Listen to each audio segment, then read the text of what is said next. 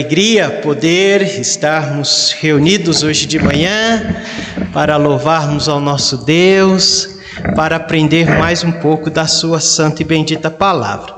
Como foi a semana dos irmãos? Como foi sua semana, irmão Agenor? Bênção? Amém. Irmão Laércio? Boa? Amém. Irmã Lourdes está aqui, né? Irmã Rita, irmã Deja. Amém. Irmão José Coutinho, semana foi boa? Graças a Deus, né? Muito bem, meus irmãos, abra comigo sua Bíblia para Atos capítulo 2, versos 42 e 47 a 47. Bom dia, os irmãos que estão em casa. Como foi sua semana? Coloque aí nos comentários como foi sua semana. Deus cuidou de você? Deus supriu as suas necessidades? Foi bênção? Como foi? Quantos abriram? Quantos acharam? Atos capítulo 2, do verso 2 até o verso, ou melhor, do verso 42 a 47. Atos 2, 42 e 47 a 47. Texto bastante conhecido de todos nós, um texto que é uma bênção, que revela a vida da igreja primitiva, né? As primeiras igrejas. Diz assim o verso 42, meus irmãos: e perseveravam na doutrina dos apóstolos, e na comunhão, e no partir do pão, e nas orações, e em toda a alma havia temor, e muitas maravilhas e sinais se faziam pelos apóstolos. E todos os que criam estavam juntos e tinham tudo em comum, e vendiam suas propriedades e bens e repartiam com todos, segundo cada um havia de mister. E perseverando unânimes todos os dias no templo e partindo pão em casa, comiam juntos com alegria e singeleza de coração, louvando a Deus e caindo na graça de todo o povo, e todos os dias acrescentava o Senhor à igreja aqueles que se haviam de salvar. Louvado seja o Senhor, amém? Vamos orar. Irmão Agenor pode fazer uma oração para nós, pegando o microfone e agradecendo pela leitura da palavra, agradecendo pela semana abençoada que tivemos. Vamos orar, meus irmãos. Pai Santo, nós te agradecemos em nome de Jesus por este momento que tu nos concedes de estarmos aqui na tua presença para juntos louvarmos e bendizermos o teu nome. Amém. Porque tu Jesus. és bom, tu és um Deus misericordioso, tu és um Deus piedoso, tu és um Deus amoroso. Tu és um Deus misericordioso e Tu és um Deus de justiça. Amém, e por isso, Senhor, nós estamos na Tua presença para Te louvar e aprendermos nesta manhã daquilo que Tu tens colocado no coração do Teu servo para trazer aos nossos corações. Amém, Jesus. Pai Santo, nós Te rogamos pela Escola Bíblica Dominical aqui neste momento. Amém, e também Senhor, em todo lugar onde o teu povo está reunido, estudando a tua palavra, que tu estejas, Senhor Deus, falando através dos teus servos ao coração da congregação, para que entendam cada dia mais, ó Pai, o teu querer nas suas vidas e aqui também nas nossas vidas. Amém, Jesus. Obrigado, Senhor Deus, por todos os benefícios que o Senhor tem nos dado. Obrigado pelas bênçãos recebidas durante esta semana, pela tua proteção, ó Deus, que tu deu a cada um de nós. Amém. Fique conosco nesta manhã, Senhor. Abençoa os nossos missionários. Abençoa, ó Pai, os nossos irmãos enfermos, que tu possas estender a tua mão de poder e possa estar curando a cada um pela tua graça e misericórdia. Amém. Fique conosco nesta manhã. É o que te pedimos e te agradecemos em nome de Jesus. Amém. Amém. Podeis assentar, meus irmãos. Nós chegamos ao último princípio de uma igreja multiplicadora. Depois de alguns meses olhando para estes princípios, nós enfim chegamos. Não sei quantos meses, talvez eu tenha ali no computador, desde quando fizemos a primeira aula e até ao próximo domingo, eu creio, será o tempo onde iremos concluir esta matéria. Mas só para relembrarmos um pouco o que é uma igreja multiplicadora, meus irmãos. Veja só. Deixa eu voltar aqui para os irmãos. Espera aí, Vitor. Ok. Será que ficou antes? Não. Então não está lá no slides. Mas, meus irmãos, uma igreja multiplicadora é a visão de multiplicação intencional. Os irmãos lembram? Baseado em 5 princípios bíblicos de crescimento para a igreja local. Qual o objetivo desses 5 princípios? Virmos cumprir a grande comissão. Perfeito? Para que a igreja possa cumprir a grande comissão que o Senhor um dia entregou à sua igreja e também aos seus discípulos. Então, é um modelo de multiplicação intencional baseada em 5 princípios. Já vimos os 5 princípios, eu creio que esses estão aí, olha lá. Então, o primeiro princípio que nós vimos foi a oração. Falamos muito sobre oração e temos vivido essa realidade da oração em nossa vida pessoal e também como igreja. Passamos um tempo falando sobre a evangelização discipuladora, que não é somente a palavra, mas também a vida na vida. Falamos também sobre plantação de igrejas, a importância que a igreja primitiva deu a este princípio de plantar igrejas, de ser uma igreja fecunda, que possa produzir filhos, ou melhor, possa produzir filhas, para honra e glória do Senhor.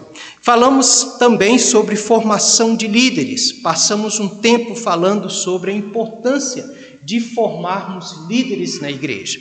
E já começamos esse princípio. Estamos tendo toda segunda-feira um treinamento para novos líderes nesta igreja. Ore pela vida deles. E chegamos agora à compaixão e graça, que é o último princípio de uma igreja multiplicadora. Então nós estamos vendo que não são, ou melhor, são princípios e não são programas. Ou seja, uma vez que não é programas, não precisa ter um departamento para estas coisas. Uma vez que são princípios, ou seja, eles precisam ser vividos, eles precisam ser encarnados em cada um de nós. Então, esta deve ser a intenção de um discípulo do Senhor Jesus. Não é verdade? Nós não seríamos discípulos de Jesus se não vivêssemos vidas de oração. Seríamos discípulos de Jesus se não vivêssemos vidas de oração? Sim ou não? Por que não? Porque a oração é a propulsão. Também, porque o discípulo é aquele que aprende do mestre e pratica aquilo que o mestre ensina. Não é verdade? Então, se nós não vivêssemos vida de oração, nós não seríamos discípulos, porque nós não estamos imitando o nosso mestre, que o discípulo, ele imita o seu mestre. Nós não seríamos discípulos de Jesus se nós não nos preocupássemos com a evangelização, não é verdade? A evangelização e discipulado de pessoas, de transformação de pessoas. Por que não? Porque foi isso que Jesus fez, foi isso que Jesus ensinou. E foi isso que os seus discípulos fizeram. E foi isso que chegou até nós como prática de um verdadeiro discípulo do Senhor Jesus. Então, ser discípulo de Jesus é ser primeiramente um homem e uma mulher de oração, que tem prazer na oração, que gosta de falar com o Senhor, que tem uma intimidade com o Senhor. Ser discípulo de Jesus é evangelizar de forma discipuladora, ou seja, discípulo que reproduz discípulos. Jesus ensinou esses 12 reproduziram outros discípulos. Ser discípulo de Jesus é estar preocupado com a plantação de igrejas. É através das igrejas que a grande comissão é cumprida. E foi isso que Jesus deu aos seus discípulos. Eles plantaram novas igrejas, Paulo plantou novas igrejas, e assim a obra do Senhor chegou até nós. Ser discípulo de Jesus é formar novos líderes, ou seja, olhar para as próximas gerações, olhar para aqueles que estão chegando e prepará-los para que eles possam ser líderes, crentes fiéis, homens e mulheres de Deus, que possa conduzir a obra do Senhor. Porque nós vamos passar, meus irmãos. Talvez daqui uns 50 anos, se Deus nos abençoar, né? Eu estou com 40, será que 50 anos? Não coloquei muito, né? Daqui a algumas décadas, nós não estaremos mais aqui. Mas se for uns minutos? Hã? E se for uns minutos? E se for uns minutos? Nós não sabemos. Então precisamos preparar a nova geração de líderes, novos pastores, novos diáconos. É isso que Jesus fez. Ele sabia que o ministério dele ia ser 33 anos. E ele preparou aqueles 12. E aqueles 12 prepararam mais. E os que vieram foram preparando, até que chegou nós. E nós não podemos fechar os olhos para isso. Ser discípulo de Jesus é exercer compaixão e graça. Amém? O que é compaixão e graça, irmãos? Vamos olhar para a compaixão e graça, então. Vamos olhar para esse princípio. Compaixão e graça, meus irmãos, é avaliar a importância da igreja praticar a compaixão e a graça na comunidade como forma de se tornar relevante e impactar as pessoas ao seu redor. Vamos ler novamente para fixar em nossa mente? Então, compaixão e graça é avaliar a importância da igreja praticar a compaixão e a graça na comunidade, como forma de se tornar relevante e impactar as pessoas ao seu redor. Primeiramente, ele diz que é avaliar a importância desse exercício. Como você avalia a compaixão e graça? No seu coração agora, o que Deus fala sobre compaixão e graça? Como você avalia esse princípio? É importante para a igreja?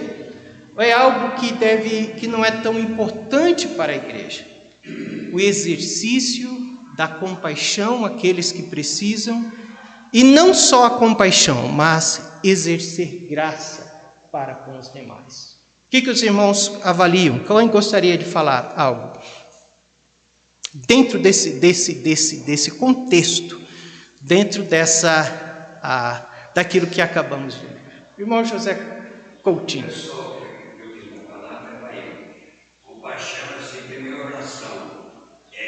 Deus não muda, é lógico, mas se a gente não orar, não falar com Ele fica esperando. Então eu vejo assim, então não tem aquela compaixão, a gente sente. Agora é que nem a pessoa, uma pessoa que não conversa com o pai, não conversa com o chefe, não conversa com o vizinho, então a pessoa é Deus. Então Deus fica esperando, olhando, vou falar assim. Agora a pessoa que ora, fala com Deus, então Deus vem, aí vem a compaixão. É como uma pessoa que conversa com o pai, com os irmãos, com o vizinho, com o chefe do serviço. Então tem aquela busca. Então ali entra a compaixão, eu vejo assim. Então ali não tem compaixão entre nós, falta de comunicação. Agora tem comunicação com Deus, eu não sei explicar. Perfeito. Que ele é o pai da compaixão, é sempre o pai do amor, o pai da misericórdia, o pai da compaixão. Mas eu vou confortando um pouquinho, sabe? Eu não tenho comunhão com ele não vai, parece que não vai fazer nada, vamos dizer assim, parece. Se não for dele, para começar, não é herdeiro dele. Quando Jesus vai estar em igreja, ele não vai herdar o seu, ele não é herdeiro. Você começa, aliás, pergunta. Sim. Eu não sei explicar mais ou menos. Mais algum irmão gostaria de falar? Irmão Agenor.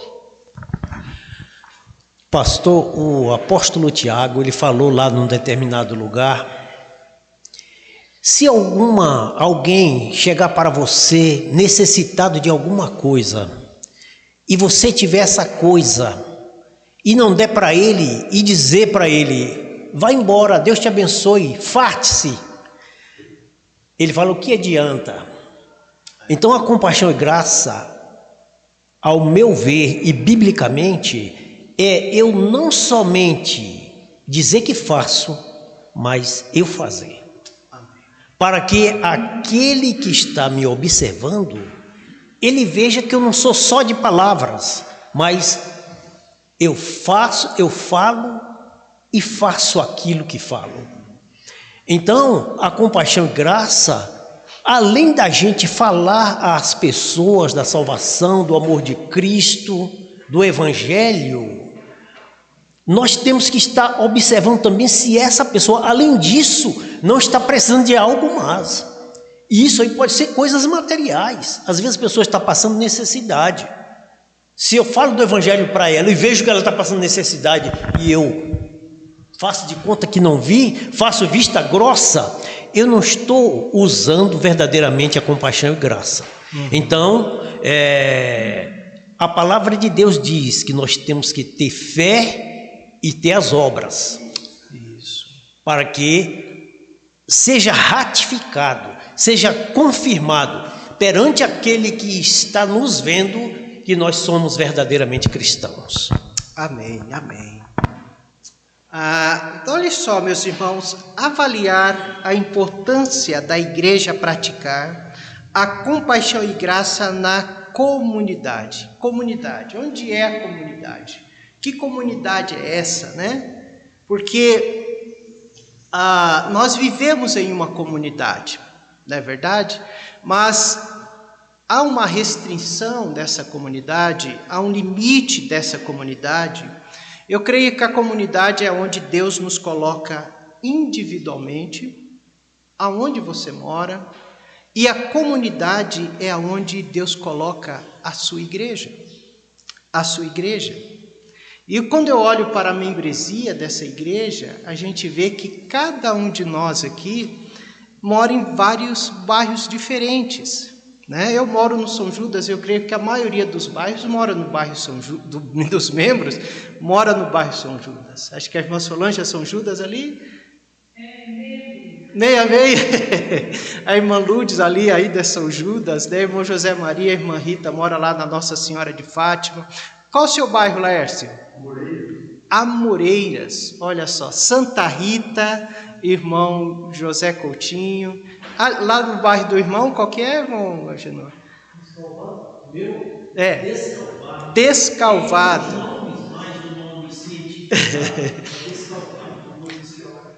Olha só, então qual é a nossa comunidade? Então a nossa comunidade não é somente o bairro São Judas. A nossa comunidade é onde a igreja está. Quando eu digo igreja, é onde você está, porque você é a igreja. Eu sou a igreja. Então, lá nas Amoreiras, irmão Laércio, você é a igreja do Senhor. Então, lá é a sua comunidade. Você entende? É onde nós estamos. Aonde Deus nos colocou para quê? Para que nós possamos florescer ali como discípulos do Senhor Jesus e abençoar aqueles que estão à nossa volta. Jerusalém, Judéia, Samaria e até os confins da terra. A igreja como organização, prédio, ela está na sua Jerusalém. Vamos dizer que aqui, aonde a igreja, prédio está, onde nós nos congregamos, seja a nossa Jerusalém. Mas simultaneamente, ao mesmo tempo, nós precisamos abençoar a Judéia. A Judéia é os outros bairros aonde nós estamos, aonde nós moramos. E a Samaria, cidade de Borda da Mata. E os confins da terra, o nosso estado, o estado de Minas Gerais.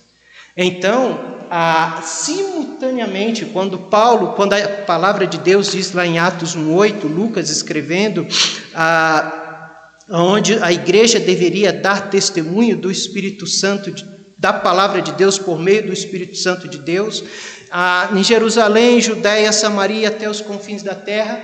Aquela ação da igreja não era uma ação, vamos trabalhar primeiro em Jerusalém, depois nós vamos para Judéia e Samaria. Aquela ação da igreja deveria ser simultânea. Ao mesmo tempo que eles estavam abençoando Jerusalém, eles estavam também alcançando Judéia, Samaria, até os confins da terra. Então, avaliar a importância da igreja praticar a compaixão e graça na comunidade como forma de se tornar relevante e impactar as pessoas ao seu redor. Em segundo lugar, olha só, identificar as necessidades legítimas, porque há necessidades que não são legítimas. Então, a igreja ela deve identificar as necessidades legítimas da comunidade, e uma vez que você identifica essa necessidade legítima, olhar para esta necessidade como oportunidade. Então, os problemas que você tem no seu bairro, que nós temos no nosso bairro São Judas, nós temos que olhar para ela não como um tropeço para o nosso bairro, mas como uma oportunidade para servir e influenciar e testemunhar o Evangelho para a glória de Deus.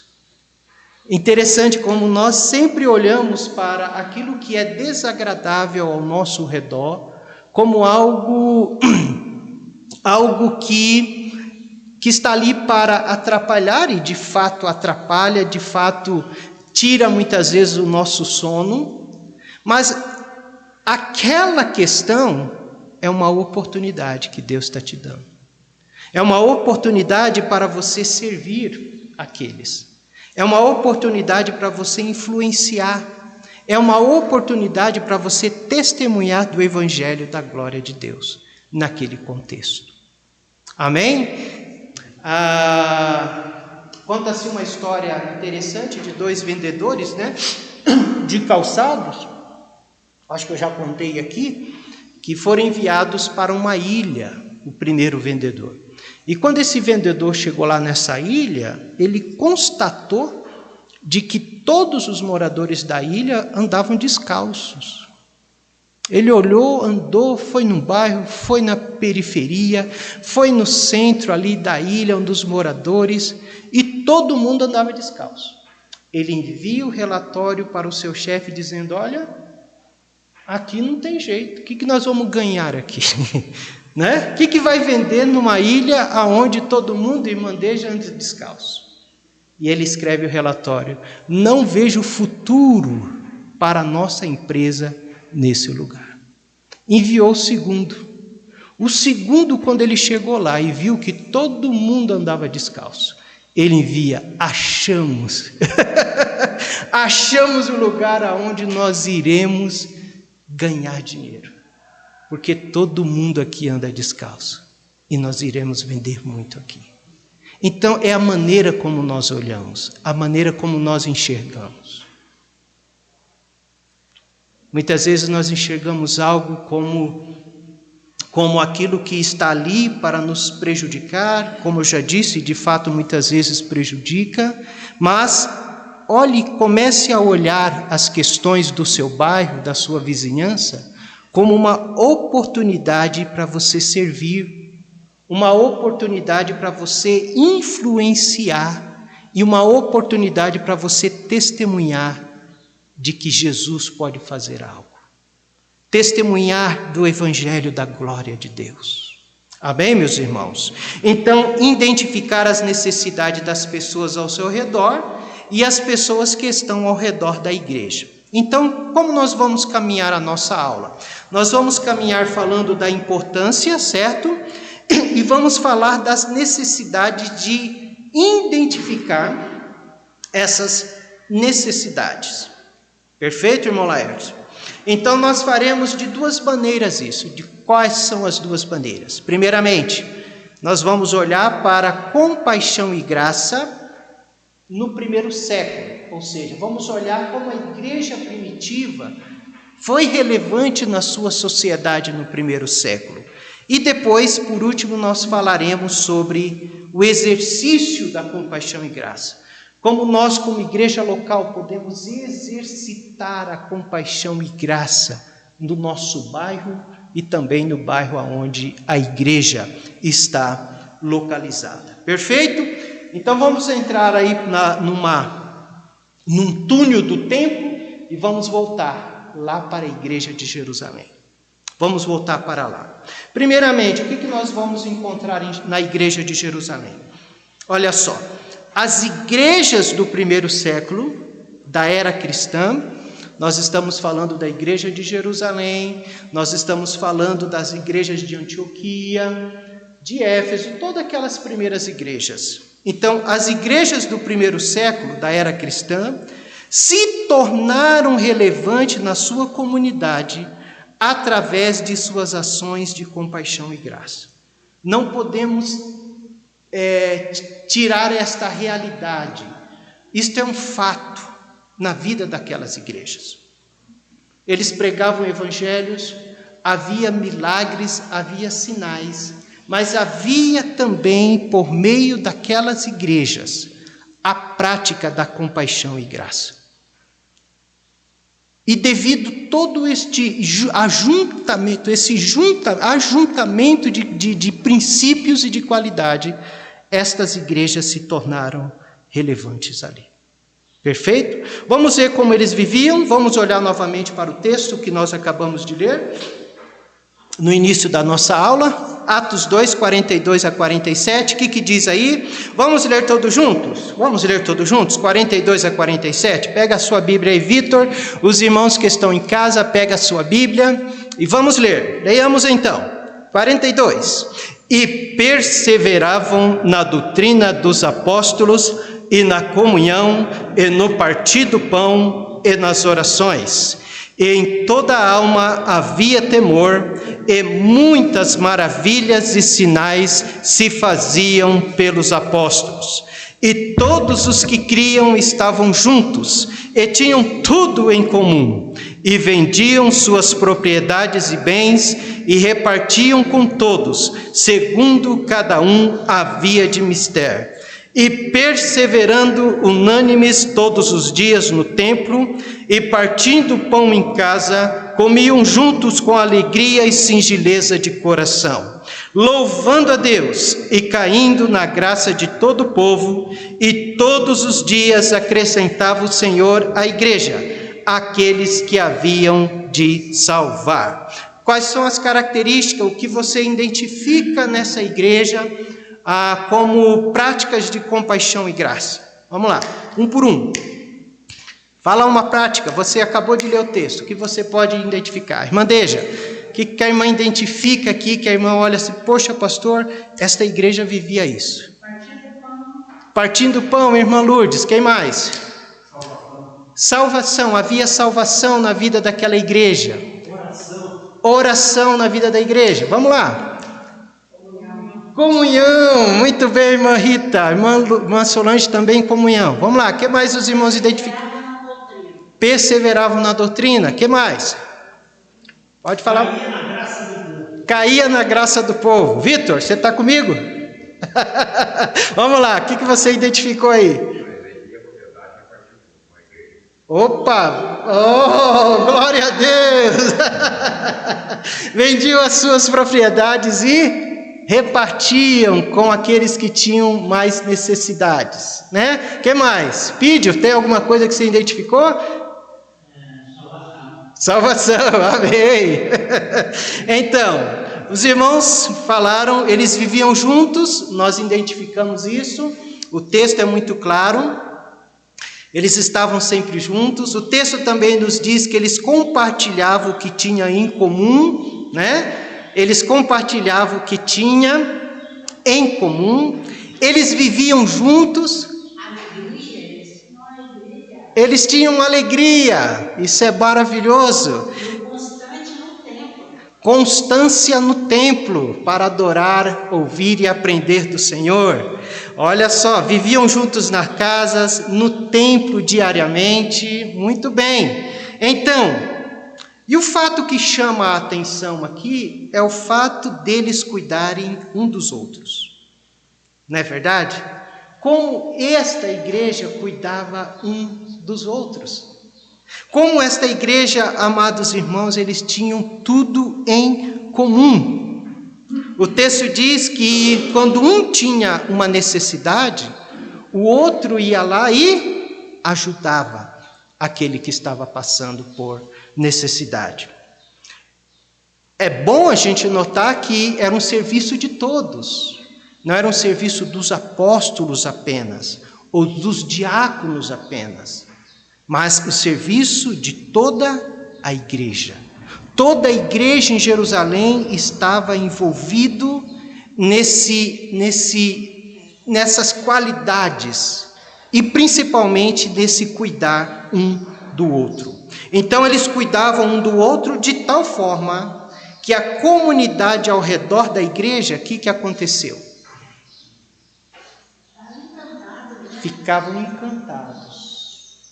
Eles cuidavam de tal forma um do outro que o texto diz que louvando a Deus e caindo na graça de todo o povo. Esta palavra graça nós podemos traduzir por simpatia.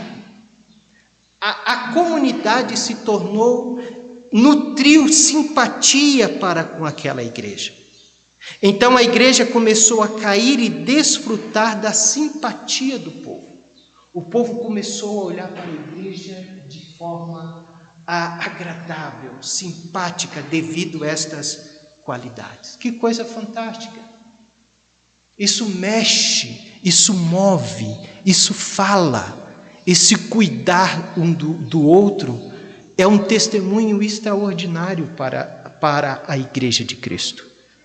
Era o que estava acontecendo aqui.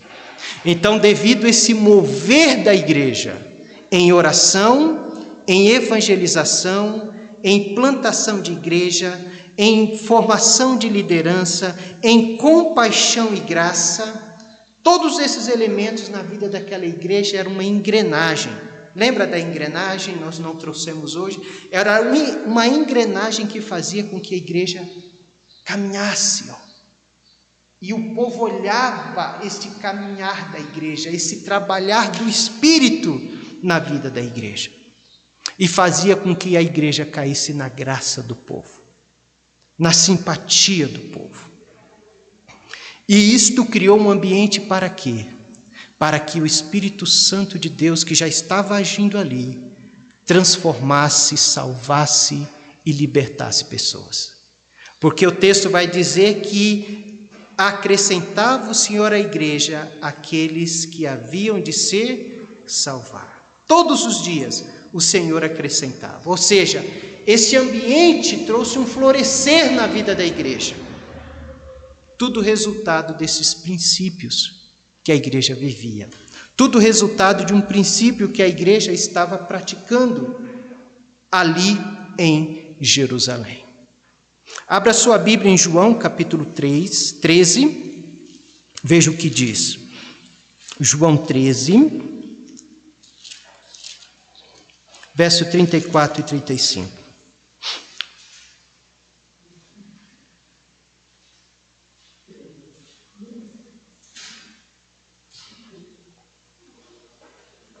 João 13, 34 e 35.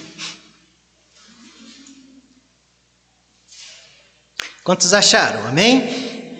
Vamos ler todos juntos? João 13, 34 e 35. Leiamos, irmãos. Um novo mandamento vos dou, que vos ameis uns aos outros, como eu vos amei a vós, que também vós uns aos outros vos ameis. Nisto todos conhecerão que sois meus discípulos, se vos amardes uns aos outros. Olha uma outra versão que eu trouxe aos irmãos, que diz assim: amem uns aos outros, assim como eu os amei. Jesus falando. Vocês devem amar uns aos outros. Seu amor uns pelos outros provará no mundo que são meus discípulos. É uma versão que, ao invés de dizer conhecerão que sois meus discípulos, a outra versão, esta versão diz, provará para o mundo que vocês de fato são meus discípulos. Ou seja, Jesus está dizendo para aquela igreja ali, para aqueles discípulos ali em João, de que a maneira que o mundo vai conhecer, meus irmãos, a maneira que nós provamos que somos discípulos de Jesus, é quando nós amamos uns aos outros, quando nós cuidamos um do outro. Então note, meus irmãos, que não é tanto a defesa da verdade, mas a vivência da verdade em amor. Porque nós podemos nos tornar legalistas. Nós temos a verdade, nós pregamos a verdade. A Igreja Batista é uma igreja que ensina a Bíblia, prega a verdade. Mas não é só isso. Tem que ter amor. Porque tudo isso que temos, se não tiver amor, lembra de 1 Coríntios 13? Nada disso vai aproveitar. Tem que ter amor no nosso coração. Cada dia mais nós devemos orar para que Deus aumente o nosso amor um para com o outro. E Ele nos ajude a demonstrar este amor de formas práticas, para que possamos de fato glorificar a Deus e também para que a igreja possa também cair na simpatia de todo o povo. Então a igreja tem que defender a verdade, mas ela também tem que exercer a graça e a verdade. Então deve haver compaixão, graça e verdade. A verdade deve estar presente. Os ensinos dos apóstolos, como lemos lá em Atos 2, estava presente. Eles perseveravam na doutrina dos apóstolos. Mas ao mesmo tempo que eles tinham a palavra, a perseverança daquilo que Jesus ensinou, eles também praticavam o amor. Eles estavam juntos, eles tinham tudo em comum. Eles apoiavam, cada um via uma necessidade um do outro e era bênção um para o outro. Então, quando o mundo olhar e ver como cuidamos um dos outros em amor, vai causar admiração. Vai falar ao coração do mundo. Então, o que acontecia na igreja primitiva foi resultado de como eles se amavam. Então, todo aquele mover do Espírito Santo de Deus ali na vida daquela igreja foi resultado da forma como eles se amavam, como eles cuidavam um do outro. E como isso é necessário mais e mais na nossa vida e na vida da nossa igreja. Não vai dar mais tempo, vamos parar por aqui, mas a semana que vem, se Jesus não voltar, nós vamos para Atos 4. E vamos ver ali qual a forma como eles se amavam. Você pode ler em casa, Atos 4, volta a sua Bíblia lá para Atos 4, fica aí como lição de casa para os irmãos, Atos 4, de 32 a 37, tá bom? Então, Atos 4, de 32 a 37, nós iremos começar a aula da semana que vem falando a forma como a igreja primitiva demonstrava esse amor, a forma como a igreja primitiva se amava, e que foi algo relevante na vida daquela igreja e fez com que o Senhor a abençoasse de forma extraordinária. Amém, meus irmãos? Vamos ficar em pé, vamos orar então. Alguma pergunta, alguma